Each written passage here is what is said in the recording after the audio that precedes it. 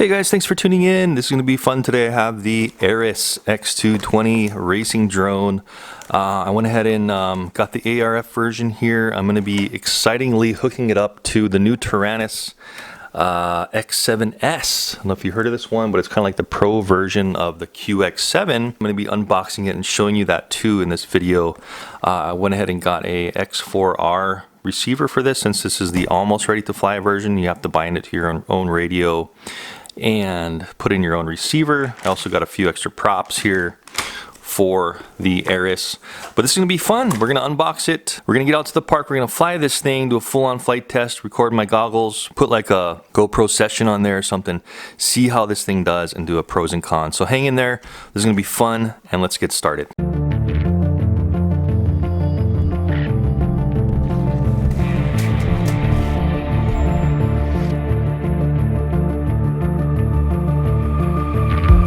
Okay, cool. So the Arris X220, again, I'll have the links in the description down below if you want to check this out. I've heard good things about it, so I'm really excited for this one. Anyway, there we go. So we've got the manual on the bottom here. Here's everything you get with the drone here. So you get an initial set of propellers. And these are 5042s, and you can see how they have those wingtips. So we're gonna have some good efficient propellers here. And there it is. There's the Arris X220. This is like the race version. They have a few different versions on their site, and this was the one that was supposed to be the most high performance. So you get this little bag here, which I'm going to be opening up in just a second, but we do have a right-hand circular polarized antenna. Looks like an Amway, and it has that new clear cap on it. There's also a micro USB cable and a couple of other receiving cables in here. Anyway, nothing else in the package here except the Arris X220. So let's pull this thing out, throw that box away, and check this thing out. It's supposed to be a pretty good affordable drone, and you can see how it's like a double-decker chassis here. It does have the run cam. Is this the Swift? Yeah, so the run cam Swift in here. So we can adjust the camera angle here. You can see that's a tension screw. And it looks like we're gonna be able to go all the way up pretty high. So depending on your expertise at flying, you can adjust that. Two nice durable Arris branded battery straps. You're gonna strap your battery right on top. And it looks like we can put like a session style cam right up here as well, if we want to somehow attach that, or you could also attach it on top of your battery. Anyway, moving on here, check out these motors. So these are high performance Emax red bottom motors. They are saying race spec RS2306, and they are 2400 kV motors. You can see that we've got the motor nuts already pre-mounted on top. XT60 connector screwed in there nice and tight. Looks like that thing's not gonna be breaking off anytime soon. And then we have a little grommet with our video transmitter antenna here. And if anything, this might be the only con on this one I'm seeing so far is this VTX. So it looks like it's not going to be an easy switch for changing channels. This looks like it's kind of the manual type of dip switch. TS5823S mini 200 milliwatt VTX. So no fast channel switching here. It would have been nice if they had a press button channel switch VTX on this one, because a lot of the racing clubs require something like that where you can easily switch your VTX. Anyway, moving on, it looks like we've got some cool little stickers here with Arris branding on them to hold down our motor wires, which go to the flight controller.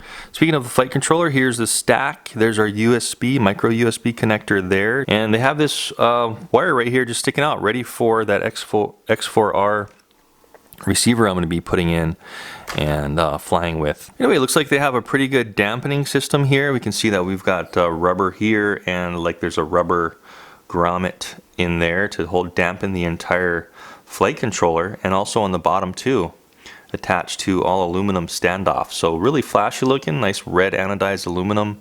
We've got a nice match all the way around.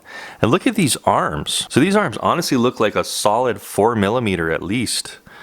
Really thick carbon fiber. You can see there's the bottom there, and nice stick-on feet. It's a modular design where you can change arms individually, so very good job. And it does look like these things are not going to be breaking anytime soon, and easily removable just by taking out a few screws from the bottom. If the arm breaks and the motor's still okay, you don't have to do anything. Just take off the motor, put the new arm on, put the new motor in. So that's going to be a quick change.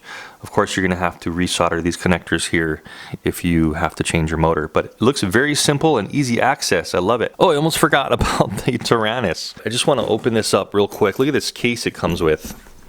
So I may be doing an individual review with this or not. I may just be using it on all my quads and showing you how it works in the reviews. But this is the X7S FR Sky. I got the blue version. Here it is in the package here. We got just some stickers and instruction manual up top. This is great because you get your own case. And look at this. It's already all kind of outfitted with some pro components. Let's just pull it out of the box here and see what else we get before we delve into the transmitter. Wow, so a little mini charger for it. Power adapter. There is a nice FR Sky neck strap with a cool little connector here you can screw in place of this clip for the connection. Little guards here for the sticks and put in place when you're not using it. Ooh, so this is gonna have better gimbals, and look at that. So it has the really high grip aftermarket thumb grips here on the controller itself. And if you remember the QX7, we had to take out the spring on the left side. This one's already done. There's no spring involved. I'm feeling a little bit of notches here. It's feeling really good. So I do like the accents in here. You can see the aluminum milling there inside, looking really nice. It should have pretty much all the same functions as the regular QX7, but it just looks like it's more premium. You know, it's all the same toggle switches, it feels like, and the same pots here. This pot has the indentation little notch in the middle, and this one does not, but it does actually feel a little more premium. Anyway, flipping it over, nothing really much to see. I do like the blue color.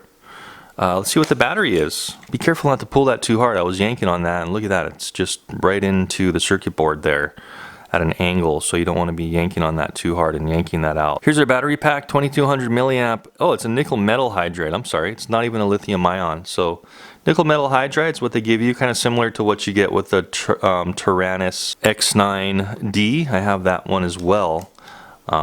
This one is definitely a different beast all in itself. Anyways, that's the battery they get in this one. If you remember the regular QX7, you just get like regular battery slots where you can use your own nickel metal hydride or regular NiCad battery. So kind of cool, little upgrade. They give you a rechargeable battery in here. It's going to last a very long time for sure. And you can always switch this out for, you know, a LiPo battery as well if you wanted to, like a 2S LiPo. Find one that fits in there. So that's definitely an option. There's a little module here if you wanted to put numerous modules on the market to change protocol or have different protocol options. But that is the Taranis QX7S, just a quick look at it with this Arris review I'm doing. Let's go ahead and I'm gonna bind everything up, get this configured behind the scenes. Let's go fly this Arris, see how it does. I've heard good things about it and it should be fun. So let's go fly. All right guys, so we're at the park with the Arris X220 Pro version. And this is going to be fun. I'm going to go straight to the 4S. So I've got a 4S mounted on top here, and I'm just going to go over kind of how I configured this thing. So basically I just put an S-Bus FR Sky receiver in here, sticky taped it to the top underneath, plugged it in, it works fine. And so what we're going to do is we're going to give this a line of sight, and then I'm going to throw on the Amway goggles here, testing out the Menace RC patch and also Pagoda antenna here. And I'm also going to throw on a Hero 5 session on top when we do our FPV test after our line of sight. So let's get everything booted up and see how this bugger flies. Okay, so unfortunately I forgot my launch pad today, so I'm going to be launching from the X7S case. And I should say just the basic setup. As soon as you plug it into Betaflight, all I didn't tune any PIDs or anything, just set up my switches. I have this switch here as my arming switch, up and down. I have this switch here as my 3 modes of flight. We have attitude, stabilize, no flips. We have horizon in the middle. It's stabilized with flips, and then I have air mode all the way down. And this is going to be like a beeper mode, so every time I have this holding this up, the quad should beep in case we lose it. And this one, just like twist the power wire, plug her in. All right, this guy is ready to go. So with this one, it's not, I don't believe this is going to be, yeah, so it's not spinning the props when it's armed. You can change that, of course, if you wanted to. In air mode, I believe, yeah, air mode always spins the props, so we'll test that out too. So just launching in stabilize mode, and already super smooth. The Taranis XS7 is already doing great. I like this one because it has these kind of pro stick, thumbsticks, aluminum guys mounted up on it. Pretty cool. Anyway, let's see what this thing can do. So let's do a punch test while we have a fresh battery. So from, you know, just from hover to punch. 3, 2, 1, go. Okay, super fast. And this one, keep in mind, doesn't spin the props out of the box. So if you let off the stick, it is gonna fall, but it looks like it's falling pretty level. See that? That's cool. Let's check out our yaw rate. So full yaw to the right. So it's got a pretty good little expo on it. When I'm just going slow, we can see that we can really make it go slow and smooth, but then if we push all the way, we've got a super fast yaw rate. So that's pretty cool. Here's our full stick forward. Wow, so it's got a big angle on the pitch and roll. So there's the pitch. You can see how it looks like it's like 70 degrees, maybe 80 degrees almost. Let's try a full punch forward and a full stick forward. Sorry about that dog. Always barking. Okay, 3, 2, 1, full stick forward. Wow. That was pretty quick. Okay, so this is definitely a screamer. Let's try that one more time. Yeah. So this has got some get up and go for sure. Wow. Very fast. Cool. Let's switch into horizon mode and try some flips. So my mode switched down to the middle. And let's see what the flips are like. It should be pretty quick. I haven't tested this yet, but let's just be careful and go a little higher and do a flip. Yeah. So it's like perfect for me, the perfect settings. Pretty quick. Let's do a flip a little lower. Whoa. You can see it kind of catch itself in horizon. If you guys don't know what horizon mode, it's you can do flips, but if you do, it will self-level. So if you let off, you know, if you're upside down or whatever, it'll eventually level out and save you. Try a front flip. Nice. Wow. This thing is really sticking them in the air. Nice. Double front. 1, 2, 3. That was actually 3. Okay, when I'm punching it, I can hear the low voltage beep on there once in a while. Wow. So this thing is definitely going to scream in our FPV test. Let me go into air mode just briefly. It's always dangerous, acro or air mode in line of sight. And yeah, so pretty much the same rates and everything. It's just not going to self-level. Cool. Wow, this one, it's a little easier to fly in line of sight just because of the exponential. It's really slow as we're going really easy on the stick, but it gets really fast if we max out our throw on our right stick. Cool, so there's a little throttle on, forward flip. Let's try a roll. Nice. I'm going to switch into, boom, self-leveling, attitude mode, and now it will self-level itself. If you're practicing like that, line of sight, and you ever lose it, just switch back into attitude, and that seems to work really well. So far, so good. I mean, I'm not punching it everywhere, but the battery is definitely lasting quite a bit here.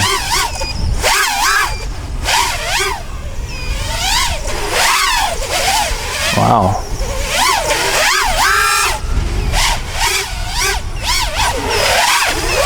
This thing is going to rip. So I'm hearing that beeping once in a while. Look at the stability on this too. The wind's coming from this direction. but it sure does keep its level solid. Let me keep it eye level here, and I'm just gonna let off the sticks right now. Okay, so that's just because the wind's blowing that way, about 2 to 3 miles per hour.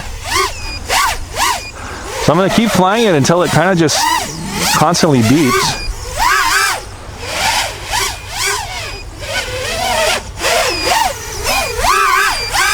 Wow.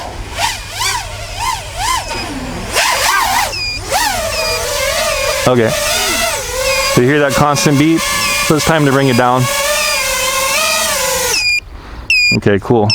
So there's that beep. So this one, definitely want to disarm as soon as possible. Be really careful doing that, especially because of these props. They're super sharp, and these ones have the points on them. So cool. Well, let's feel the motors real quick. Motors, not even hot, just slightly over warm. So this thing's gonna totally rip. So let me slap on the FPV goggles and let's get this thing ripping FPV, guys. So far so good with the line of sight. Really liking it. All right, guys, so new battery in here. I'm gonna be racing this around with the camera, the run cam, set at about 35 degrees, and also this is also a 35-degree session mount, so they should be pretty well matched here. So when I'm flying around, you should be able to see exactly the right angle with the high definition as well. So maybe initially, before I start this up in FPV, this might be a little bit of a con here already, where I couldn't find really an easy way to mount this above the camera in the front, the session cam mount. I tried wrapping you know, battery straps around the front here, but it seemed like since there's barely any clearance for the propellers, it was always hitting the straps, and you don't want it to cut the straps. So I just went ahead and mounted it up on top of the battery, and the only reason that's kind of a con, it's good that it keeps its center of gravity a little better, but it's kind of a con that it's using the same strength to hold the battery on as it is the camera, so you really need to crank this down if you're going to do this, and also puts more stress on the top plate right in that one section. If you do crash, it has more susceptibility to pull and crack that off. But I'm really going to try not to crash this. It flies so well that hopefully we don't have any crashing, but you never know. I'm known to crash quite a bit. So let's power this up, get our FPV goggles on, and go for it. Alright, so I've got the FPV recording, and also the session camera on board is recording, and you can see we've got all this OSD information. Unfortunately, I forgot to go into the OSD and take off some of the stuff. I usually don't like the horizon line there, but you know, we got some information there. We got our voltage on the bottom left, 16.6 volts. And it's saying fly color, so all that stuff you can adjust. You can put your name on there, and it's saying what mode it's in and everything. So the main thing I want to be doing is looking at the voltage over there at 16.6 volts. Okay, well, let's go for it. So we're going to arm in just regular stabilized mode, launch, and then we'll go switch into air mode as soon as possible. Okay, here we go. Wish me luck. Okay, so you see the horizon line and the target reticle. A lot of people usually don't like to have that, but we're just going to do it. I want to make sure my antenna's up properly. Okay, so basically really simple, just in attitude mode at the moment. So I'm going to switch right away into air mode. So here we go, air mode. So now I have a nice smooth flying capability. So really clear, the picture is super clear right now. Let's try a couple of flips. Okay, looking good. And I'm hearing the Taranis beep a little. I'm assuming that's probably because of RSSI signal. So it seems to be moving around pretty good. I'm not really taking it super hard on it right now because I want to kind of get the feel for it.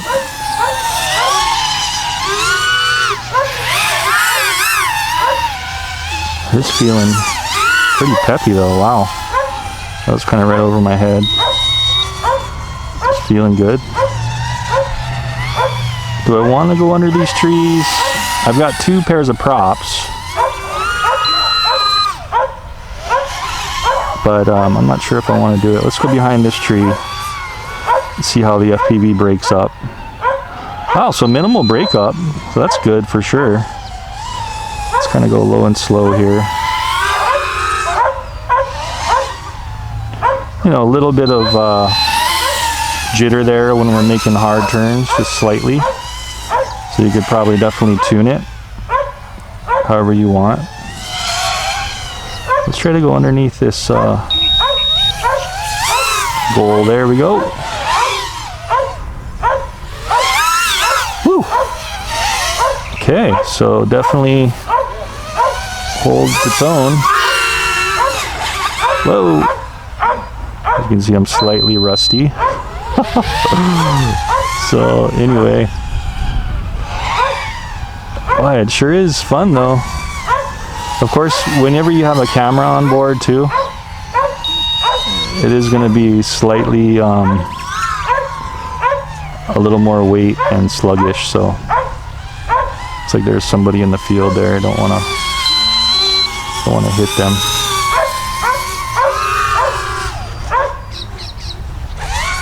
Try a few flips. Hopefully the camera's on there still. So it feels pretty solid.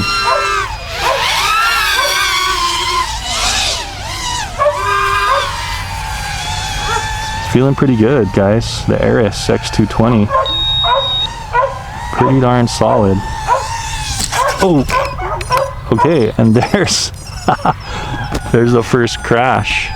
Alright, cool. So let's go ahead and pick this thing up, see if it's what the damage is. Wow, guys. Okay, so that was pretty awesome. My bad, just because I'm a little rusty in FPV. I kind of crashed coming in over here, got a little too low and just biffed it in the grass. But check it out, that was a pretty hard hit, and nothing, not even a propeller bent or broke. So these are definitely very durable propellers.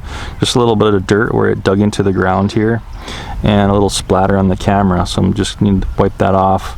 And then also just one battery strap broke, so this top battery strap just got broken, but the battery's okay.